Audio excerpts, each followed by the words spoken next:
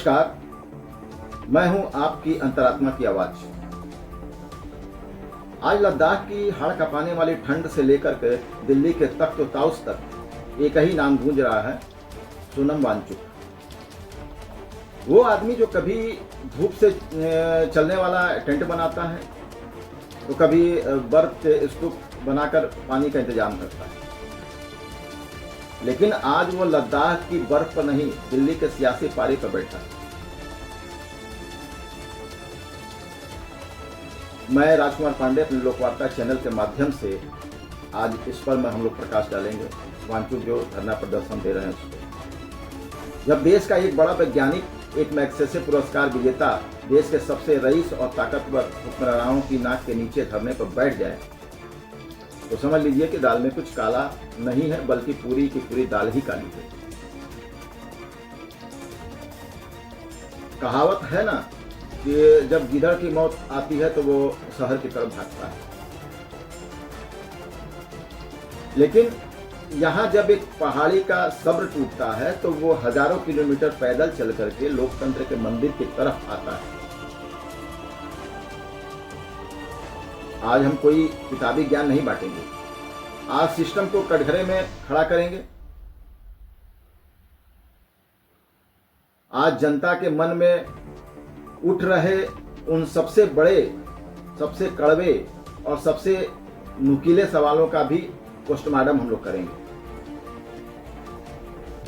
जिसे पूछने से बड़े मीडिया घराने भी कतराते हैं। क्या वांगचुक की नीयत साफ है? जो पर्यावरणविद कल तक पहाड़ों के ग्लेशियर और पानी की चिंता करता था, वो अचानक दिल्ली के जंतर मंतर पर बैठकर देश भर के छात्रों की नीट परीक्षा और पेपर लीक के मुद्दों पर छाती पीटने लगा।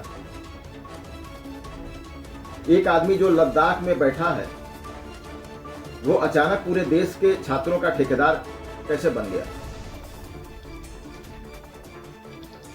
क्या इसके पीछे वाकई छात्रों से सहानुभूति है, या फिर सरकार द्वारा उनके एनजीओ का FCRA विदेशी अंशदान नियमन अधिनियम लाइसेंस रद्द करने का बदला है?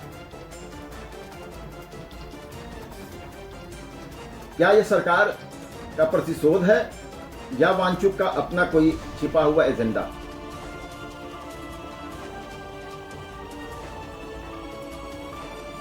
क्योंकि आज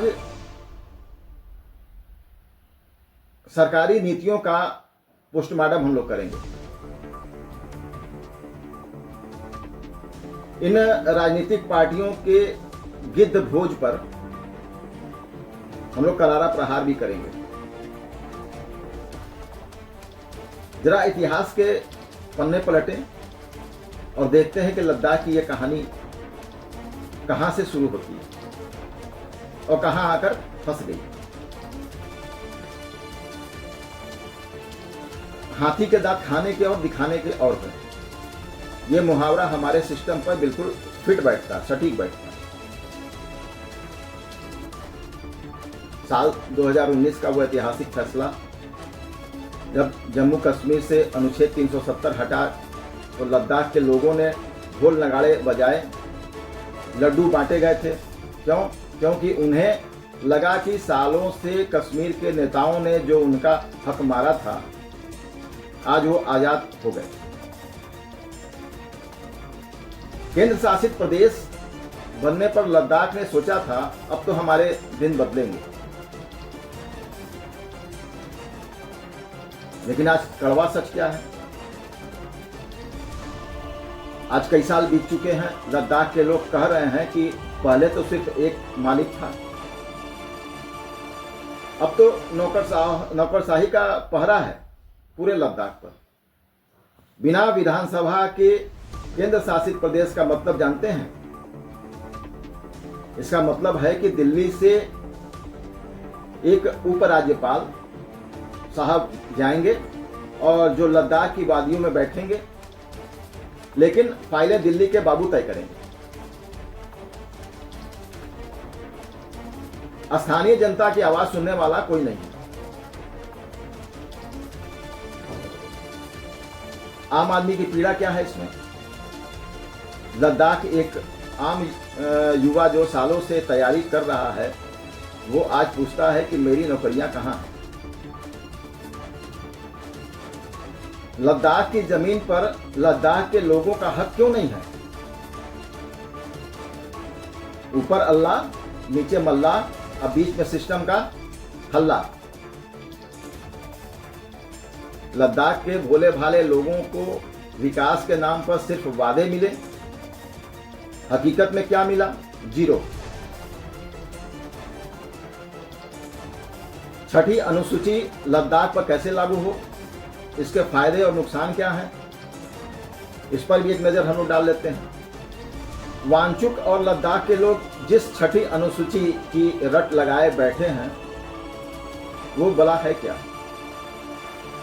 संविधान की छठी अनुसूची असम, मेघालय, त्रिपुरा और मिजोरम जैसे जनजातीय इलाकों को स्वायत्तता देती है। इसके तहत स्वायत्त जिला परिषद, लद्दाख की 97% आबादी जनजाति है, तो वो कहते हैं कि हमें भी यह अधिकार दो।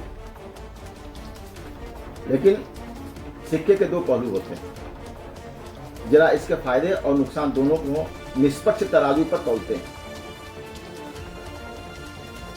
इसमें फायदे क्या हैं? जमीन और संस्कृति की सुरक्षा करना। लद्दाख के लोगों को डर है कि बाहर के बड़े बड़े कॉर्पोरेट घराने आएंगे, वहां की जमीनें खरीदेंगे और पहाड़ों को खोद करके माइनिंग खनन शुरू कर देंगे। छठी अनुसूची लागू होने से जमीन, जंगल और पानी पर पहला और आखिरी फैसला यहाँ की स्थानीय परिषद का होगा। स्थानीय कानून बनाने का जो अधिकार है, शादी, संपत्ति, विरासत और सामाजिक रीति रिवाजों पर लद्दाख के लोग अपने हिसाब से कानून बना सकेंगे। जिसका घर उसी का नियम, यह बात मजबूत होगी। अब सरकार की चिंताएं क्या है, इस पर भी हम लोग जान लें। सुरक्षा का सबसे बड़ा खतरा है, क्योंकि लद्दाख चाइना और पाकिस्तान के बीच में एक सीमावर्ती क्षेत्र है। वह साधारण राज्य नहीं है, यह चीन और पाकिस्तान की सीमाओं से सटा बेहद संवेदनशील इलाका है। सरकार का तर्क है कि अगर यहां स्थानीय परिषदों को बहुत ज्यादा स्वायत्तता दे दी गई तो राष्ट्रीय सुरक्षा से जुड़े फैसलों जैसे सेना के लिए जमीन अधिग्रहण, रणनीतिक सड़कें बनाना में अड़ंगा लग सकता है। घर बनाने के चक्कर में कहीं देश की सीमा न कमजोर हो जाए, सरकार की यह चिंता है। अगर छठी अनुसूची कड़ाई से लागू हो गई तो देश के दूसरे हिस्सों के लोग वहां न तो कोई बड़ा उद्योग लगा पाएंगे, न निवेश कर पाएंगे। इससे लद्दाख का औद्योगिक विकास पूरी तरह से ठप हो सकता है और वो देश की मुख्य धारा से कट सकता है। पर्यावरणविद से अचानक छात्र नेता बनने का क्या ये शिगुफा है उनका? अब आते हैं उस सबसे तीखे सवाल पर जिससे इस आंदोलन की सुई घूम जाती है। एक आदमी जो लद्दाख की वादियों में बैठकर बर्फ के स्तूप बना रहा था, जो ग्लेशियर बचाने की कस्में खा रहा था, वो अचानक दिल्ली के जंतर मंतर पर आकर नीट परीक्षा के पेपर लीक और देश भर के छात्रों के मुद्दों पर भाषण क्यों देने लगा? कहीं ऐसा तो नहीं कि चौबे जी गए 26 जी बनने और दुबे जी बनकर लौटे आए? जरा इस पर गौर करिए। लद्दाख का एक नागरिक पूरे देश के छात्रों के साथ कंधे से कंधा मिलाने का दावा कर रहा है। सुनने में तो यह बड़ा राष्ट्रवादी और सहानुभूति से भरा लगता है, राष्ट्रभक्ति भी लगती है इसमें। लेकिन राजनीति और रणनीति के चश्मे से देखें तो यहां कुछ खटकता है।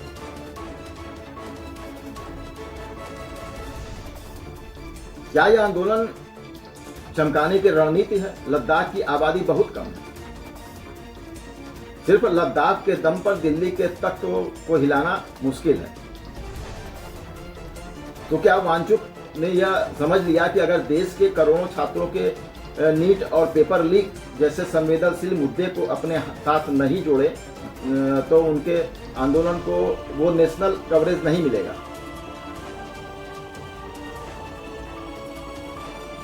अब सुई गलत तरफ क्यों घूमती है? जब आप एक विशेष क्षेत्रीय मांग लद्दाख की सुरक्षा के लिए लड़ रहे हैं और अचानक उसमें देश भर के छात्रों का एजेंडा शामिल कर लेते हैं तो जनता के मन में संदेह पैदा होता है। लोग पूछते हैं कि भाई आपका मूल मुद्दा क्या है? पहाड़ों को बचाना है या दिल्ली की छात्र राजनीति का नया चेहरा बनना है?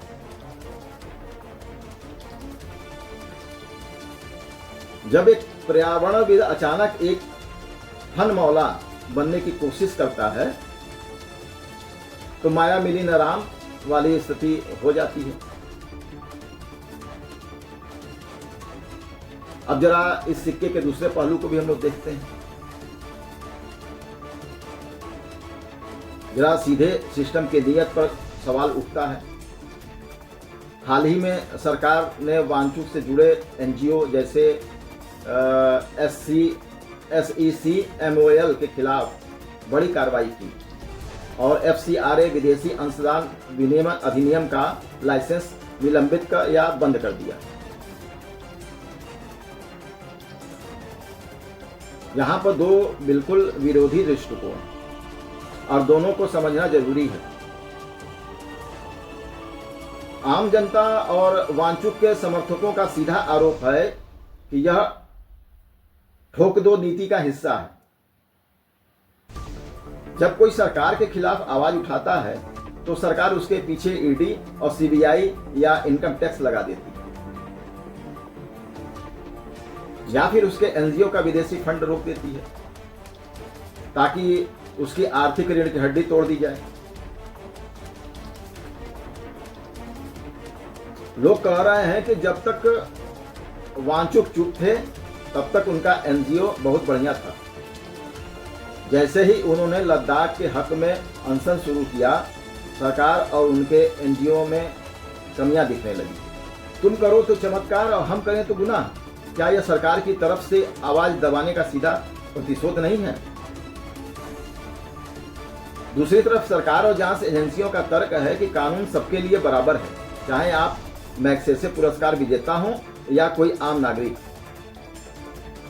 अगर आपके एनजीओ में विदेशी फंडिंग के नियमों का उल्लंघन हुआ है, अगर विदेशों से आए पैसे का इस्तेमाल उस काम के लिए नहीं हुआ जिसके लिए लिया गया था, तो कार्रवाई होनी तय है। सरकार का कहना है कि वांचुक खुद को कानून से ऊपर नहीं मान सकते। चोरी और ऊपर से सीनाजोरी नहीं चलेगी। यह गवर्नमेंट कर रही है, सरकार कह रही है। अगर आपके कागजात साफ हैं तो डर कैसा? अगर गड़बड़ है तो विक्टिम कार्ड क्यों? लेकिन इन सब दांव पेचों के बीच एक बहुत बड़ा किंतु परंतु आता है और यहीं पर वांचुक को देश की जनता के सामने अपनी ईमानदारी का सबसे बड़ा सर्टिफिकेट देना होगा।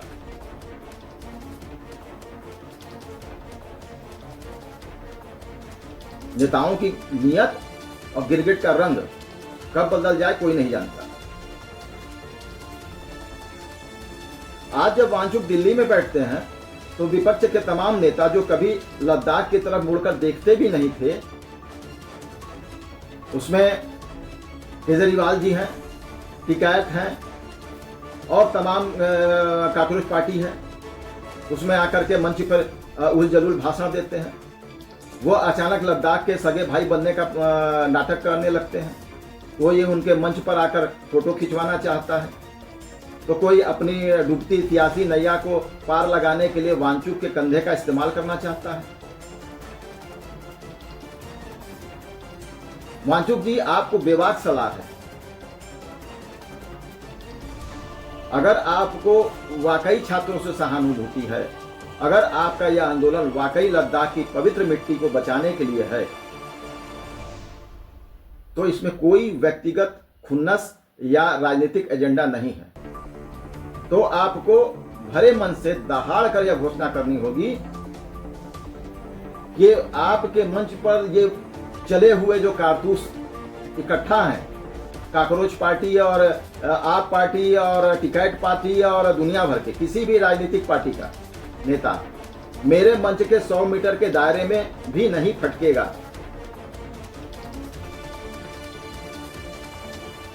जब तक आप इन नेताओं को अपने इर्द गिर्द मर्दाने देंगे, तब तक देश की आम जनता को लगेगा कि यह आंदोलन भी कहीं न कहीं किसी सियासी विषाद का हिस्सा या फिर FCRA बंद होने के बाद सरासर सरकार से बदला लेने के लिए विपक्ष के साथ हाथ मिलाने की रणनीति। गेहूं के साथ घुन भी पिस जाता है। इन नेताओं की एंट्री का मतलब है कि आपके पवित्र आंदोलन पर राजनीति की कालिक लग जाएगी। अगर आप बेदाग रहना चाहते हैं तो इन राजनीतिक गिद्धों को मंच से दूर रखिए, तभी देश की जनता खुलकर आपका सपोर्ट करेगी और सहयोग करेगी। हाँ, यह आदमी सिर्फ और सिर्फ देश और छात्रों के लिए लड़ रहा है, ऐसा जनता को लगेगा।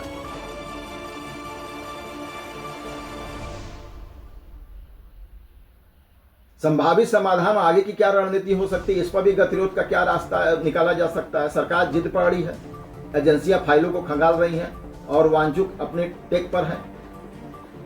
जब 2 साल लड़ते हैं तो पास की घास ही कुचली जाती है।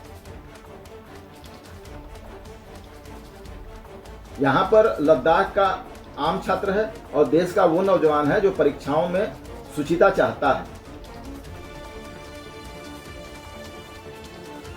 अनुच्छेद 371 अगर सरकार सुरक्षा कारणों से छठी अनुसूची सीधे नहीं देना चाहती तो संविधान के अनुच्छेद 371 के तहत लद्दाख को विशेष राज्य जैसी सुरक्षा दी जाए, जैसा नागालैंड या मिजोरम में। स्थानीय जमीन और नौकरियों पर पहला हक लद्दाख के युवाओं का, लेकिन केंद्र का नियंत्रण भी रणनीतिक मामलों में बना रहे, यह भी होना चाहिए।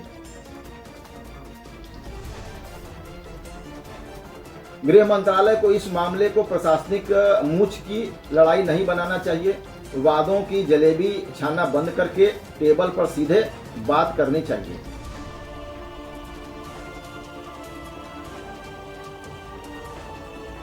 वांचुक को तय करना होगा कि वो पर्यावरणविद हैं, क्षेत्रीय नेता हैं या देश के छात्र नेता हैं।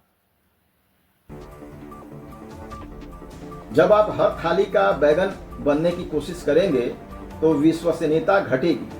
उन्हें अपने आंदोलन को गैर राजनीतिक और स्पष्ट रखना होगा।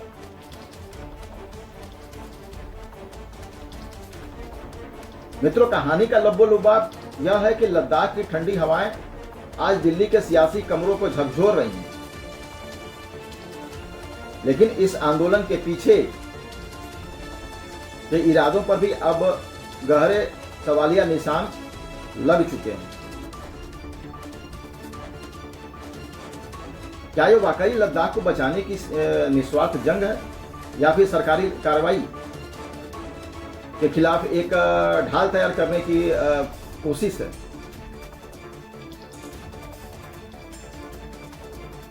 सिस्टम को समझना होगा कि प्रजा की आह से तो बड़े बड़े तख्त ताउस पत्ते की तरह ढह जाते हैं, लेकिन आंदोलनकारियों को भी समझना होगा कि देश की जनता सब देखती है। अगर आंदोलन में राजनीति की मिलावट होगी और अपनी व्यक्तिगत लड़ाइयों को छात्रों का दाम दिया जाएगा तो जनता का भरोसा उठने में देर नहीं लगेगी।